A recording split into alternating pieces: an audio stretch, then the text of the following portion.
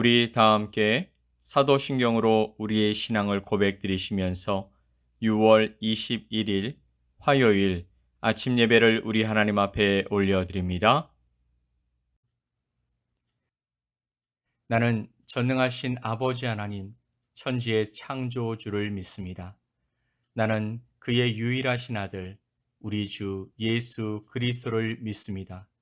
그는 성령으로 잉태되어 동정녀 마리아에게서 나시고 본디오 빌라도에게 고난을 받아 십자가에 못 박혀 죽으시고 장사된 지 사흘 만에 죽은 자 가운데서 다시 살아나셨으며 하늘에 오르시어 전능하신 아버지 하나님 우편에 앉아 계시다가 거기로부터 살아있는 자와 죽은 자를 심판하러 오십니다. 나는 성령을 믿으며 거룩한 공교회와 성도의 교제와 죄를 용서받는 것과 몸의 부활과 영생을 믿습니다. 아멘.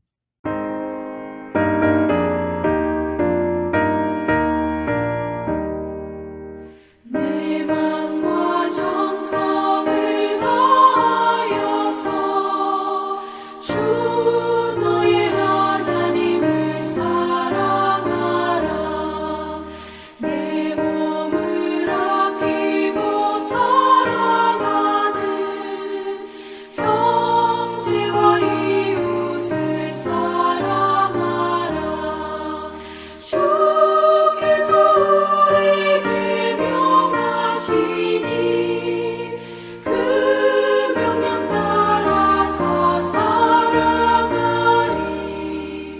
널 미워해 치는 원수라도 언제나 너그럽게 살아가라. 널 핍박하는 자 위에서도 신실한 마음으로 복을 빌라. 주께서 우리에게 명하시니 그 명령 따라서 살아가리. 나 항상 주님을 멀리하고 형제를 사랑하지 못하였다. 이러한 죄인을 사랑하사 주께서 몸버려 죽으셨다. 속죄 큰 사랑 받은 이모 내 생명 다 바쳐 충성하리. 아멘.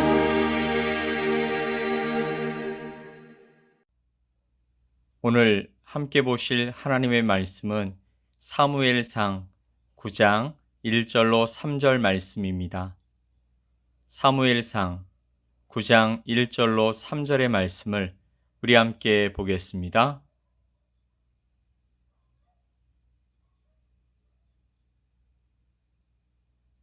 베냐민 지파의 기스라 이름하는 유력한 사람이 있으니 그는 아비엘의 아들이요 스롤의 손자요 베고라스의 증손이요 아비야의 현손이며 베냐민 사람이더라.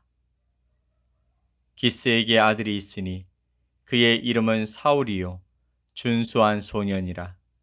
이스라엘 자손 중에 그보다 더 준수한 자가 없고 키는 모든 백성보다 어깨 위만큼 더 컸더라. 사울의 아버지 기스가 암나기들을 잃고 그의 아들 사울에게 이르되 너는 일어나 한 사환을 데리고 가서 암나기들을 찾으라 하매. 아멘. 사무엘의 시대에 영적 부흥을 가졌던 이스라엘은 가나안 민족들에 대해서도 평화로운 시간들을 보냈습니다.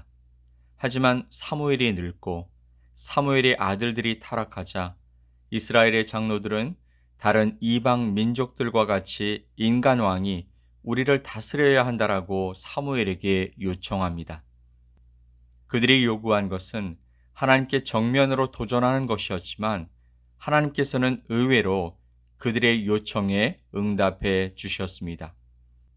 오늘 이어지는 이야기인 사무엘상 9장과 10장에서는 과연 하나님은 이스라엘 가운데 어떤 왕을 세우기를 원하시는지 그 내용을 보여주고 있습니다. 먼저 우리가 읽은 사무엘상 9장 1, 2절 말씀에서는 바로 그 주인공인 사울에 대해 설명하고 있습니다. 베냐민 지파에 기스라 이름하는 유력한 사람이 있으니 그는 아비엘의 아들이요 스롤의 손자요 베고라스의 증손이요 아비야의 현손이며 베냐민 사람이더라. 기스에게 아들이 있으니 그의 이름은 사울이요 준수한 소년이라. 이스라엘 자손 중에 그보다 더 준수한 자가 없고 키는 모든 백성보다 어깨 위만큼 더 컸더라. 아멘. 1절의 내용을 보게 되면 베냐민 족속의 후손으로 기스라는 사람이 있는데 그는 능력이 있고 강력한 자라, 유력한 자라고 설명하고 있습니다. 또한 2절 말씀에서는 바로 그 기스의 아들 사울은 준수한 젊은이며 잘생겼는데 얼마나 잘생겼냐면 이스라엘 자손 가운데 그보다 더 잘생긴 자가 없었고 또 백성 중에 그 어떤 사람보다 키가 컸는데 1, 2cm 정도 큰 것이 아니라 어깨에서 머리까지 대략 15에서 20cm만큼은 더 컸다라고 말씀하고 있는 것입니다. 하나님께서는 이스라엘에게 새로운 인간 왕을 세워주시기로 약속해 주셨습니다. 그리고 그 첫 번째 인간 왕을 백성들 앞에 소개하실 때에 하나님의 방법으로 모두가 수긍할 수 있는 신비로운 방법을 사용하실 수도 있었고 또한 사무엘 선지자를 통해서도 발표하실 수도 있었을 것입니다. 하지만 하나님께서는 그 중요한 일을 나귀들을 잃어버리는 사건으로부터 시작하신 것을 볼 수 있습니다. 오늘 우리는 이것을 주목해 생각해 보기를 원합니다. 하나님께서는 사울이라는 청년을 온 이스라엘을 다스리는 왕으로 세우시는 너무나 크고 중요한 일을 이루시기 위해서 나귀들을 사용하셨고 그것도 그 나귀들을 잃어버리게 하셨다라는 것이죠. 우리는 3절 말씀에서 나귀들을 잃어버렸다라는 말씀을 볼 수가 있습니다. 나귀들을 몇 마리나 잃어버렸는지는 알 수 없습니다. 그러나 사울의 아버지가 사울과 종 하나를 보내서 찾으라고 할 만큼 가치가 있는 숫자의 나귀들이었을 것입니다. 어쩌면 한두 마리 정도가 아니라 한 무리가 사라졌을 수도 있는 것이죠. 이처럼 하나님께서 사람을 부르시고 세우시는 일은 사람들의 생각과는 상당히 다르게 시작되고 진행되는 것을 볼 수 있습니다. 여러분도 우리 주님을 만나기 위해서 아마도 무엇인가를 하나씩 잃어버리신 경험이 있으실 것입니다. 어떤 분들은 자신의 건강이나 또 자녀의 건강이나 부모님의 건강을 잃으셨을 것이고 또 어떤 분들은 사업과 재산을 잃어버리셨을 것이고 또 어떤 분들은 친구를 잃으셨을 수도 있는 것이죠. 하나님께서는 사람을 부르시기 위해서 무엇인가 우리 삶의 소중한 것을 잃어버리게 하시는 방식으로 역사하시는 경우가 많습니다. 아브라함에게는요, 고향을 잃어버리게 하셨고 친족을 잃어버리게 하시고 자기가 자식을 낳을 수 있다라는 자기 자신에 대한 신뢰와 소망까지도 또 젊음까지도 모두 잃어버리게 하셨습니다. 야곱에게는 요셉을 잃어버리게 하시고 또 시므온을 잃어버리게 하시고 베냐민까지도 잃어버리는 상황을 주셨습니다. 요셉에게는 먼저 어머니를 잃어버리게 하셨고 아버지와 형들과 동생마저 잃어버리게 하셨습니다. 또 어렵게 얻어낸 노예로서의 최고 지위와 안락한 생활마저 잃어버리게 하시고 감옥에서 벗어날 수 있을 것 같았던 잠 맡은 자를 향한 기대마저도 잃어버리게 하셨습니다. 또 모세에게는요, 애굽의 영광을 잃어버리게 하시고 이스라엘 백성들의 지지를 잃게 하시고 젊음을 잃어버리게 하시고 자기 자신에 대한 모든 자신감을 잃어버리게 하셨습니다. 하나님께서는요, 오늘도 저와 여러분을 이끄십니다. 그런데 우리가 배부른 상태에서는, 세상으로 만족한 상태에서는 도무지 주님 앞에 나오지 않기 때문에 하나님은 우리에게 무엇인가를 잃어버리게 하시는 것입니다. 사울에게는 나귀를 잃어버리는 것이 바로 시작이었습니다. 오늘 우리들의 삶 속에서 우리가 무엇인가를 잃어버렸다라고 느꼈을 때 그것이 매우 소중한 것이라서 너무나 염려스럽고 걱정되고 안타까울 때 바로 그때가 주님이 우리를 부르시는 시작일 수 있음을 기억하시기 바랍니다. 그러나 하나님의 목적은 단지 우리로부터 무엇인가를 빼앗으시는 것이 아닙니다. 무엇인가를 잃어버리는 것은 시작이지 최종 목적은 아니라는 것입니다. 하나님의 목적은 우리가 하나님을 만나고 하나님만 바라봄으로써 복의 근원이신 하나님을 통하여 만족과 평안을 누리며 살아갈 수 있게 하시는 것입니다. 우리를 사랑하셔서 자기 생명까지 내어주신 하나님의 목적은 우리로부터 좋은 것을 빼앗는 것이 아니라 가장 좋은 것을 더해 주시는 것인 줄 믿습니다. 아멘. 우리가 오늘 살펴보는 사울의 이야기 속에서도 사울의 어떠한 노력과는 아무 상관없이 잃었던 나귀들을 찾게 된 것을 볼 수 있습니다. 하나님의 관심은요, 나귀들을 잃어버리게 하시거나 그것을 빼앗아 가시는 데 있는 것이 아니라 사울을 부르시고 또 그를 만나시고 세우시는 데 있었다라는 것입니다. 하나님은 아브라함에게도 모든 것을 잃어버리게 하신 것 같았지만 결국 그를 믿음의 조상이며 하나님의 친구라는 놀라운 칭호와 함께 약속의 아들인 이삭을 허락해 주셨습니다. 또한 야곱은요, 모든 자식을 다 잃어버린 것 같았지만 죽은 줄로 알았던 요셉까지도 돌려받게 되었습니다. 요셉은 모든 것이 망한 것 같았지만 애굽의 총리가 되어서 큰 영광을 누렸을 뿐만 아니라 사랑하는 가족들을 기근으로부터 구할 수 있었습니다. 모세도요, 이제는 늙어서 그렇게 인생이 끝나버리는 것 같았지만 하나님께서는 그가 죽음을 맞이하는 그 순간까지 눈의 기력이 쇠하지 않게 하셨고 젊은이와 같은 힘을 유지하게 하셨고 그가 처음에 주님을 위하여 하고자 했던 그 모든 일들을 그가 상상했던 것보다 훨씬 더 놀랍고 영광스러운 방식으로 감당하게 하셨습니다. 하나님께서 오늘 우리에게 무엇인가를 잃어버리게 하시는 이유는 우리에게서 좋은 것을 빼앗고자 하심이 아니라 우리를 하나님께로 더 가까이 이끄시고 가장 좋은 것들을 허락해 주시기 위함인 줄 믿습니다.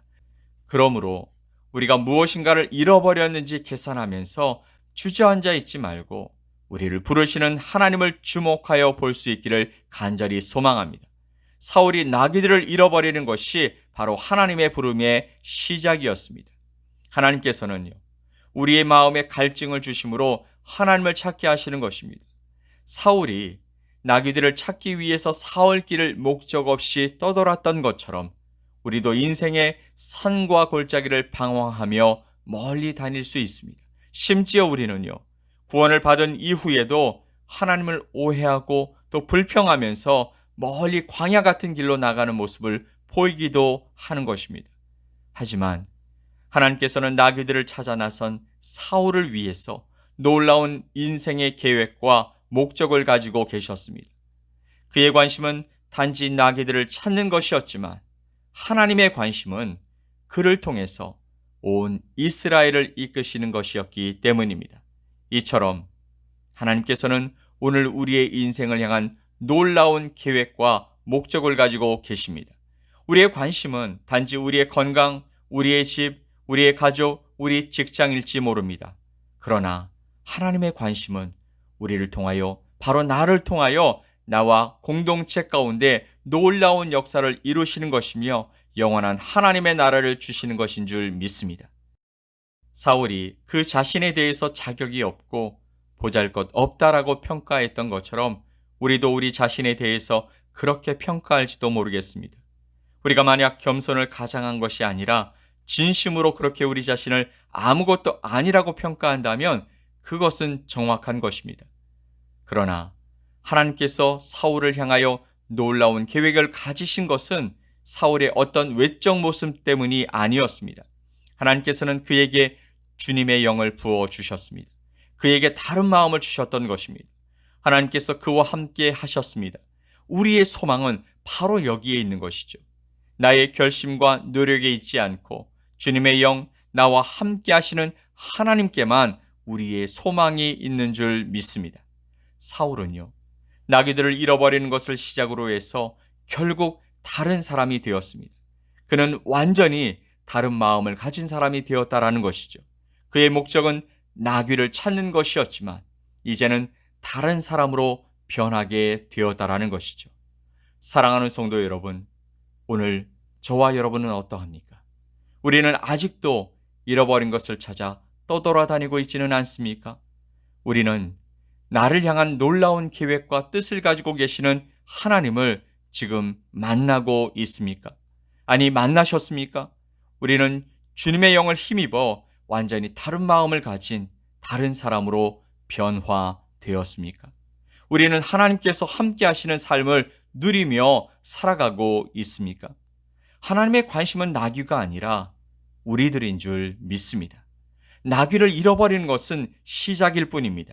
하나님께서는 그것을 시작으로 우리와 만나기 원하시고 우리와 교제하기 원하시고 우리의 마음을 변화시키시기를 원하시고 우리의 삶, 우리의 인생을 송두리째 바꾸기를 원하십니다.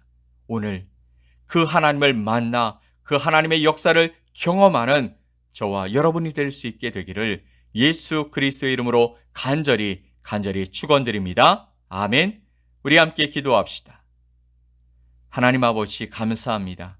우리를 부르실 때 우리의 소중한 것들을 가져가심으로 우리가 원망하고 불평했던 것을 회개합니다.